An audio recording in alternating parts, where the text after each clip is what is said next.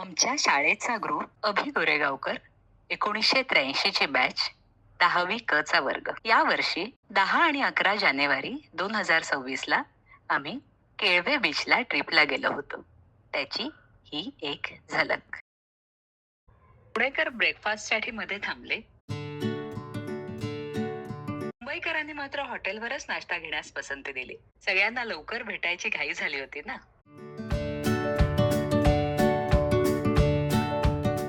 निवांत रिसॉर्ट हे होतं आमचं राहण्याचं ठिकाण. केळवेचं हे हॉटेल टुमदार आहे. सगळ्यांची थोड्या थोड्या गप्पा झाल्या आणि ब्रेकफास्ट झाल्यावर रिसॉर्टची एक फेरी मारली. आजूबाजूला स्वच्छ परिसर, नीट जोपासलेली हिरवळ, छान वाढलेली झाडं पाहून मन अगदी प्रसन्न झालं. संध्याकाळी काराओकेसाठी स्टेज आणि गप्पा मारत बसण्यासाठी ही चांगली व्यवस्था. जेवणाची उत्तम सोय. नंतर आवेशच्या घरी गेलो. 2018 मध्ये आम्ही तिथे आलो होतो. तेव्हा आम्ही बकुळीचं झाड लावलं होतं. किती मोठं झालंय ते झाड. आमच्या मैत्रीचं झाडही असंच बहरतंय. दुपारचं जेवण रुचकर होतं. चिकन, मटण, मासे. शाकाहारींसाठीही चांगली सोय होती. जंगलात फिरताना यावेळच्या ट्रिपला आमचा मित्र मनोज कुलकर्णी वेळात वेळ काढून आला होता. तो अनेक वर्ष हाँगकाँगला स्थायिक आहे. उत्तम लेखक असलेल्या मनोजचे हाँगकाँगचे अनुभव ऐकणं ही मेजवानीच होती. मनोज आज रात्रीच हाँगकाँगला परत जाणार होता. तरीही वेळात वेळ काढून तो आला. मनोजला बाय बाय करून संध्याकाळी आम्ही समुद्र किनारी गेलो. स्वच्छ मऊ वाळूचा, जमिनीच्या बाजूने हिरव्या झाडीने अधिक शोभिवंत दिसणारा हा बीच खरोखर जागतिक दर्जाचा आहे.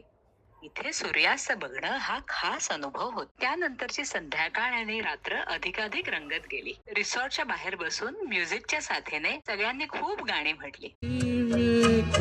हसीन सा गुलाल था, मैं सोचता था मेरा नाम गुनगुना रही है वो.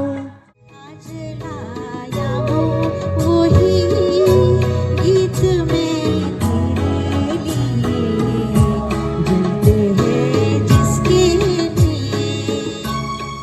बड़े अच्छे लगते हैं क्या?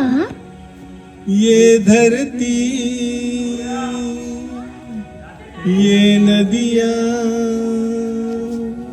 ये रहना. आमची 10वी क ची बॅच म्हणजे गाण्याच्या शौकीनांचाच वर्ग.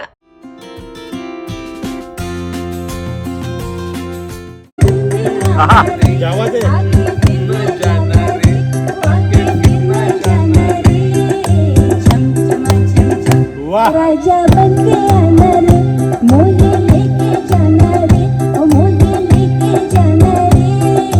चम चमा चम चम. आजा मेरी रातों में महकेगा हर तेरा गजरा. डमशराज खेळताना अक्षरशः हसून हसून पोट दुखलं. आम्ही सगळे 50च्या पुढचे, नोकरी धंद्यात स्थिरावलेले, मुलं बाळ असणारे नव्हतोच तेव्हा. तर शाळेच्या वर्गातली एकमेकांशी भांडणारी, अटीतटीने वाद घालणारी शाळेतली मुलंच झालो होतो तेव्हा.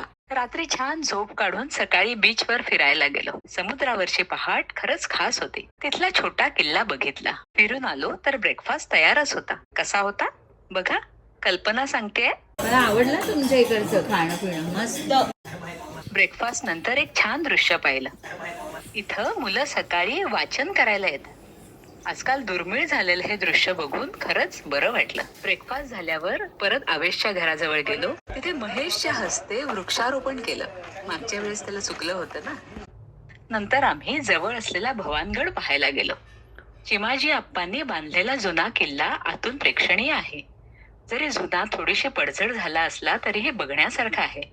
तिथे आतून फिरून आलो. भरपूर फोटो काढले, मज्जा केली.